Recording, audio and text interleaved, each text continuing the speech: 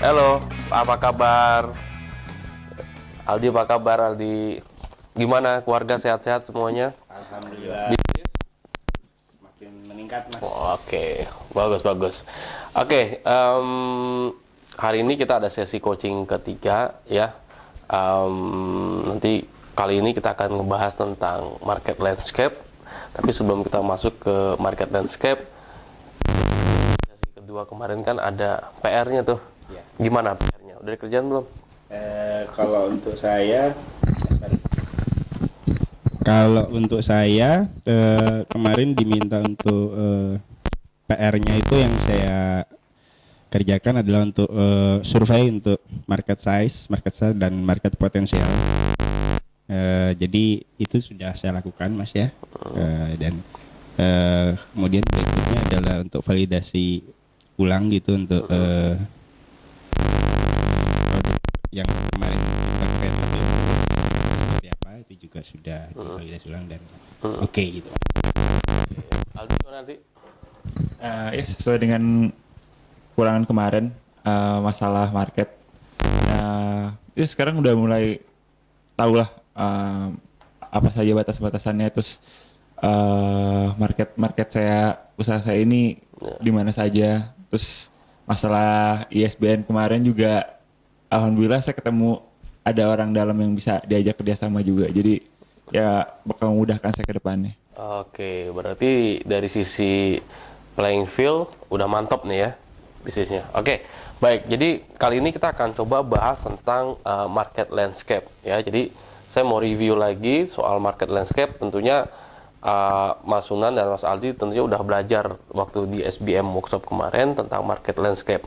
Nah, market landscape kita akan melihat dari sisi bagaimana produk kita yang sudah kita mapping di playing field itu sekarang kita coba masuk ke pasar.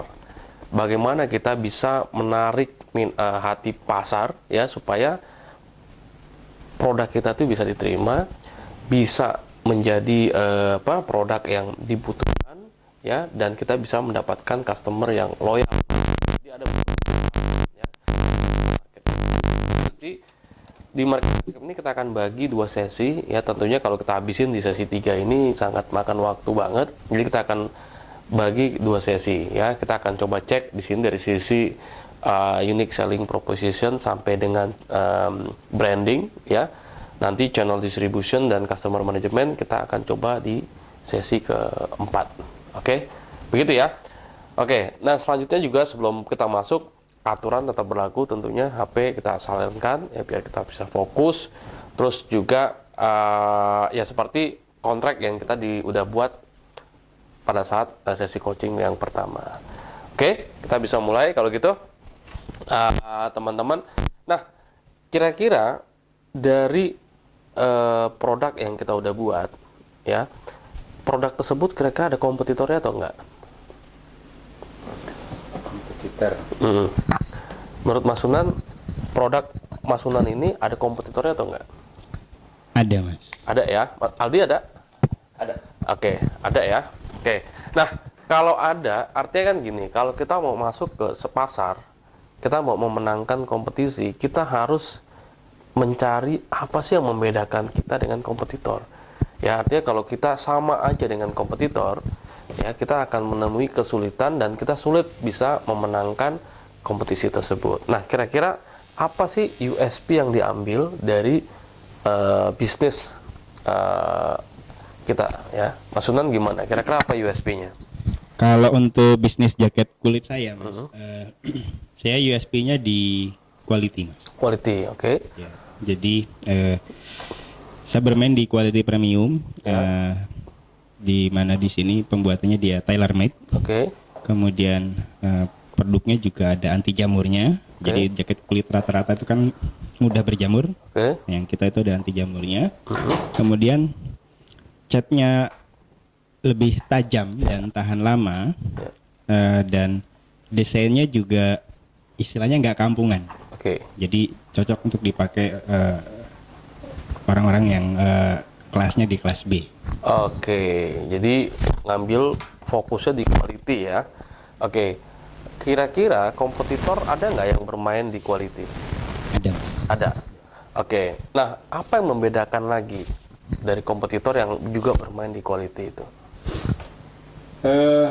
Mungkin servis aja kita coba ya, Mas. Servis. Iya. Ya, jadi di antara pemain jaket itu ternyata ada beberapa yang juga ngambil quality sebagai USP-nya gitu kan.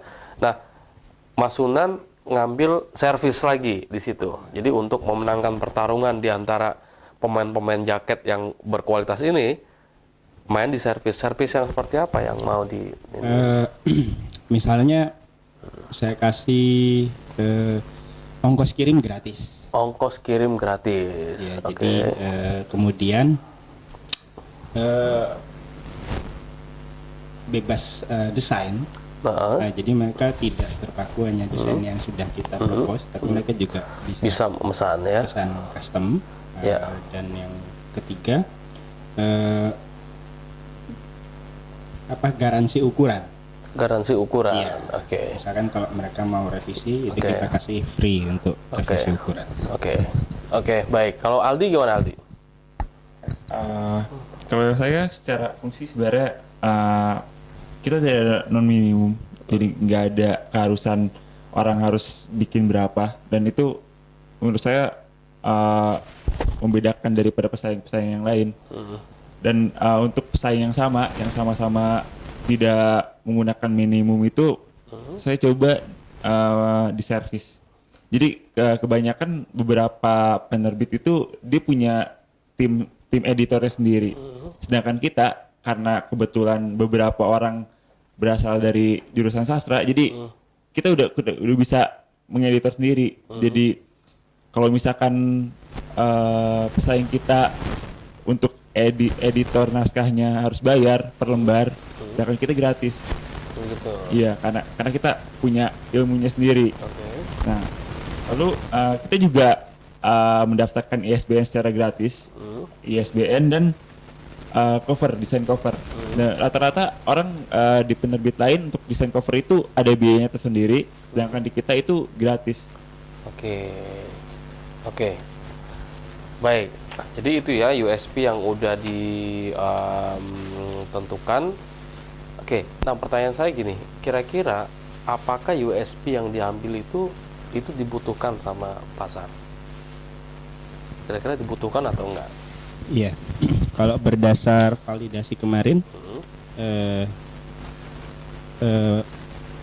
audiensnya menyatakan valid gitu. Valid ya. Jadi mereka butuh gitu ya. Itu seperti apa namanya tadi, diantar tanpa biaya, itu ternyata dapat respon yang bagus gitu ya. Oke, kalau Aldi gimana?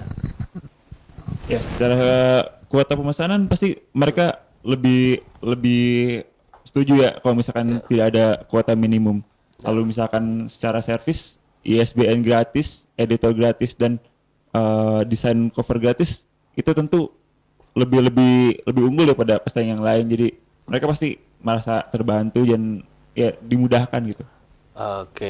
Oke, baik. Kalau gitu kita teman-teman sudah menentukan apa dari USP-nya dan menurut teman-teman sudah divalidasi gitu kan.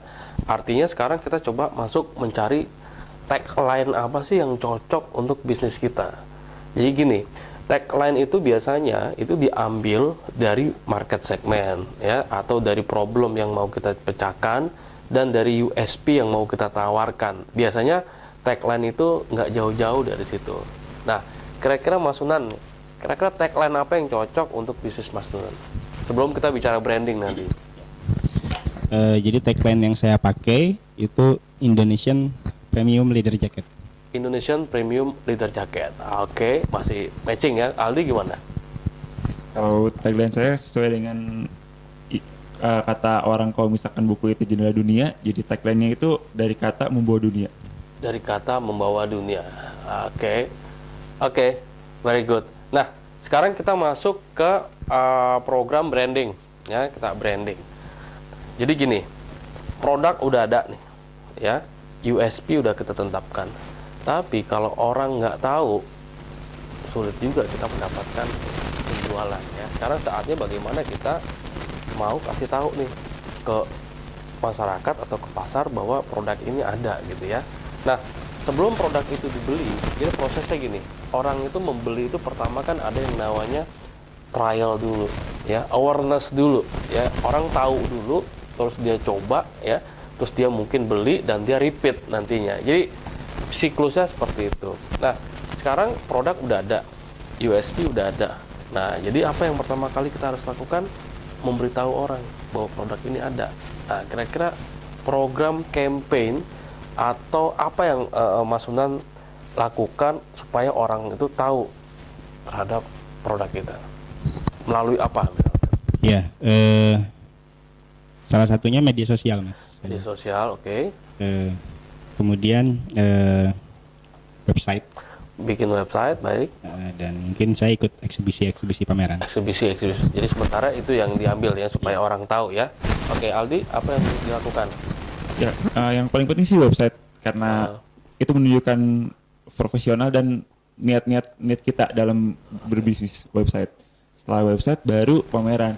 Jadi nanti apa hasil dari pameran itu kita unggah ke website dan mereka tahu kalau misalkan kita tuh ada gitu. Oke, ada cara lain nggak selain itu? Mungkin kita juga memanfaatkan Kaskus dan aplikasi jual beli kayak misalkan OLX atau Tokopedia yang gratis-gratis kayak gitu. Oke, jadi memanfaatkan juga jaringan-jaringan internet, sosial media ya juga itu dimanfaatkan ya. Oke, baik. Saya udah dapat tadi USP-nya udah dapat, tagline udah dapat, cara kampanyenya udah dapat, udah itu. Sekarang saya pengen tahu nih, bagaimana caranya orang membeli produk tersebut. Oke. Terus orang udah tahu nih, terus belinya di mana sih? Kita masuk sekarang ke yang namanya channel distribution, ya. Nah, di mana produk tersebut mau didistribusikan? Maaf Mas, mungkin apa kita yang pricingnya di luar? Oke, nanti habis itu kita bisa pricing. Oke, untuk channel distribution kalau untuk saya saat ini pakai offline store. Offline, oke. Dan online store. Offline store, offline-nya yang seperti apa? Saya buka outlet, Mas. Buka outlet di mana? Di Lucky Square. Lucky Square itu di Bandung berarti ya? Di Bandung, saat ini baru di Bandung. Oke, kenapa bukanya di Lucky Square? Sebetulnya market saya paling besar dari online sih, Mas. Marketnya besar dari online. Iya, saat ini fenomena penjualan online itu banyak terjadi penipuan, fraud ya. Oke. Akhirnya banyak customer yang tidak percaya dengan pemain-pemain baru terutama ya yang belum punya nama. Oke. Gitu. Berapa persen penjualan dari online dan berapa persen dari offline? Bisa dibilang 8/2. 80% dari online. Oke, berarti yang orang yang beli jaketnya itu offline itu cuma 2, benar begitu ya? Ya. Cuma 20%. Ya, 20%. Oke. Kalau gitu pertanyaan saya, cost yang harus dikeluarkan untuk distribusi lebih mahal mana, yang offline atau yang online? Jadi strategi offline store itu sebetulnya untuk menunjang yang online store ini, Mas, kalau saya. Oke, menunjangnya dari sisi apa? Kepercayaan. Oke, berarti orang yang beli online itu baru percaya kalau ada toko offline-nya. Fisiknya. Oke, begitu ya, benar ya. Baik, jadi walaupun ini biayanya lebih tinggi, sebetulnya bagi saya ini biaya penunjang untuk ini. Satu bagian. Oke, itu jadi strateginya ya. Apakah selalu seperti itu di bisnis jaket atau gimana? Rata-rata sih, Mas, seperti itu. Oke, baik. Aldi gimana, Di? Gimana channel distributionnya? Kalau saya lebih menggunakan online sih, online. Seluruhnya online, dan untuk memberi bukti kepada konsumen paling dari pameran itu. Jadi dari pameran kita kasih bukti bahwa ini loh orang-orang yang sudah memakai jasa kita, bukunya ada, mereka puas dan ya mereka bisa percaya sama kita kayak gitu. Oke, seberapa yakin Aldi hanya dengan online produk tersebut bisa dengan mudah dijangkau sama pasar? Karena kemudahan internet sekarang kan orang-orang memakai internet kan hampir semuanya. Jadi sebenarnya jangka panjangnya pasti ada nanti offline-nya, kita buka gerai. Cuman karena sekarang kita masih berkembang, jadi kita coba fokusin dulu di online-nya. Buat mereka percaya lewat website-nya dulu, lalu nanti turun ke pameran, dan setelah itu mungkin baru kita buka gerai gitu. Oke. Oke, baik. Jadi saya udah dapat gambaran di mana distribusinya udah ada. Nah, saya mau tanya lagi nih, ada rencana menggunakan reseller gitu atau agen gitu, Mas Sunat? Iya. Kalau untuk posisi saat ini sepertinya saya tidak akan pakai reseller dulu, Mas. Jadi lebih fokus penjualan langsung untuk menjaga brand. Oh, brand eksklusif ya? Eksklusifnya. Oke. Baik. Aldi, ada rencana reseller? Reseller sih enggak, karena kita ini penjualannya online, jadi kita coba untuk menjual via e-book. Oh, pakai Iya, e-book kita ya. pakai e-book. Jadi mereka juga bisa lebih mudah, terus penjualannya juga lebih enak kalau misalkan pakai e-book. Ya. Terus kita juga bantu masalah penjualan via online juga. Oke, baik. Nah, sekarang kita masuk ke pricing nih, pricing ya. Jadi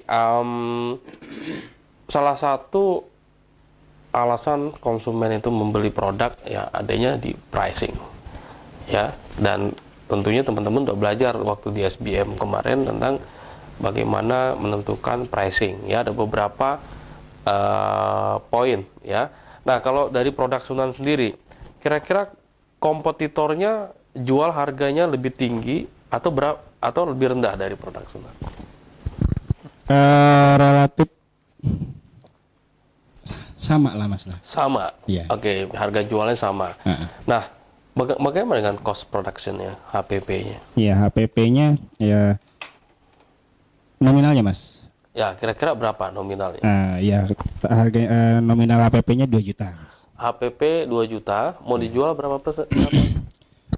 Saya up-nya sampai 2,5 juta. 2,5 juta. Tergantung ininya juga ya, kerumitan produknya. Oke. Kadang sampai 3 juta. 2,5 sampai 3 juta. Berarti ada margin di situ sekitar 25 sampai 50% gitu ya. Ya.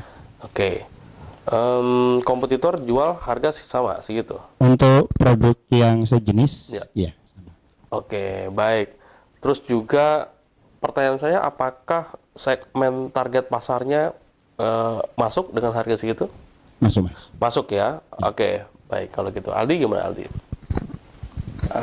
Karena kita ini lebih ke jasa percetakan, jadi sebenarnya untuk nantinya si klien menjual ke pembelinya sebenarnya itu terserah klien mau masang harga berapa. Sedangkan untuk produksi kita udah punya patokannya harga produksinya, tergantung dengan eksemplar yang mereka buat. Ya. Dan itu kita bisa lebih murah karena itu tadi masalah ISBN, terus masalah cover desainnya dan masalah editornya kita tidak masang harga. Jadi dengan kompetitor kita lebih murah. Dengan kompetitor lebih murah. Iya. Oke, HPP-nya kira-kira berapa? Cost production-nya Mungkin lebih murah lebih murah ya. Oke, jadi kalau bisa saya simpulkan dengan produk yang mutunya sama, yang dengan kompetitor, Aldi bisa jual lebih murah gitu ya. Iya. Oke, kalau gitu bisa nggak saya ulang lagi di atas bahwa sebenarnya Aldi punya USP-nya nanti di price. USP-nya. Tadi kan USP-nya di mana? Di function, service. fungsi sama service. Tapi setelah melihat itu ternyata Aldi bakal lebih kuat di harganya gitu ya. Nah, bener nggak kalau saya misalkan sedikit kasih koreksi bahwa sebenarnya USP-nya dari bisnisnya Aldi itu di price. Bener ya? Ya, benar. Oke, nah terus kira-kira apa yang mesti dilakukan? Ya karena harganya lebih murah, kita harus bisa memastikan kalau misalkan kualitasnya sama. Oke, kualitas sama ya. Jadi yang tadinya USP-nya di fungsi, sekarang Aldi mau rubah di harga gitu ya. Oke, baik. Nah, terakhir dari sesi market landscape ya, kita ada yang namanya satu customer management ya, customer management. Jadi karena kita diskusinya bisa lebih cepat ya, tentunya ya coba kita selesaikan, nanti di sesi keempat kita coba review dan perbaiki. Gimana kalau teman-teman pakai seperti itu? Boleh kayak gitu? Ya. Jadi pada saat sesi keempat kita hanya mereview dan memperbaiki aja ya, setelah nanti kita kasih PR-nya. Oke, mengenai customer management ya, kira-kira teman-teman tahu lah ya tentang customer management, bahwa bisnis sekarang ya itu harus ada program customer management. Untuk apa? Biar si konsumen ini terjaga ya, terjaga dan dia repeat order, dia puas dan segala macam. Nah, apa yang teman-teman lakukan nih supaya konsumen kita ini terjaga? Program apa yang teman-teman mau lakukan? Oke, Mas Sunan, gimana? Karena mungkin base penjualan saya banyaknya dari online, Ya. mungkin saya adakan semacam program mail subscribe untuk misalnya menampilkan model-model terbaru. Ya. Kemudian kita juga akan coba untuk kontak by WhatsApp Ya. customer-customer yang sudah itu untuk menanyakan bagaimana kualitas jaket yang kita tawarkan, apakah sudah ada kerusakan atau apa gitu. Betul. Nah, semacam itu. Itu ya, mau jalan ya. Aldi gimana Aldi? Kalau masalah program pasti kita menyesuaikan dengan hari-hari besar. Misalkan ada Lebaran nih, kita kasih diskon. Ada Natal, kita kasih diskon. Atau misalkan kita kasih tema yang sesuai dengan Lebaran misalkan. Kalau misalkan Lebaran kita kasih tema kemasannya ketupat misalkan. Itu kan nilai-nilai tambah buat bukunya juga. Misalkan Natal, temanya Natal misalkan. Lalu juga kita kasih nggak sekedar buku, misalkan ada pembatas buku. Ya. Pembatas buku. Terus misalkan kita buat poster misalkan. Jadi pokoknya yang berhubungan dengan buku tapi ada nilai tambahnya kayak gitu. Oke. Oke, baik. Jadi teman-teman udah dapat customer management. Nah, terakhir saya mau nanti kasih tugas ke teman-teman, tapi sebelumnya saya mau tanya dulu nih. Usahanya udah jalan berapa lama sih?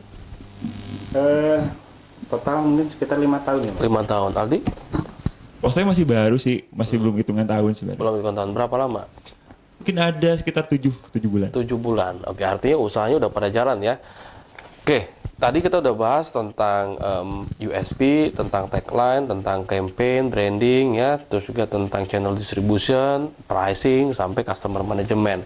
Nah, boleh saya...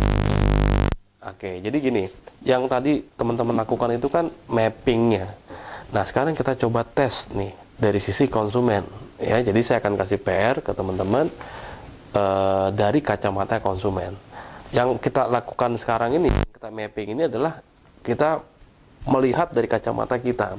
Kadang-kadang orang lain melihatnya itu berbeda. Nah, jadi saya mau kasih tugas ke teman-teman, jadi tolong dicatat ya. Tugas yang pertamanya, jadi ini lakukan survei ya, survei ke konsumen, ambil sampling sekitar 10 orang lah, minimal 10 orang dari konsumen kita. Yang pertama adalah data yang teman-teman harus dapat, siapa sih mereka? Ya, mereka itu siapa? Apakah mereka mahasiswa atau mereka itu pekerja, pegawai gitu ya. Jadi siapa mereka itu? Jadi teman-teman harus dapat profilnya. Yang kedua, kenapa mereka beli produk kita?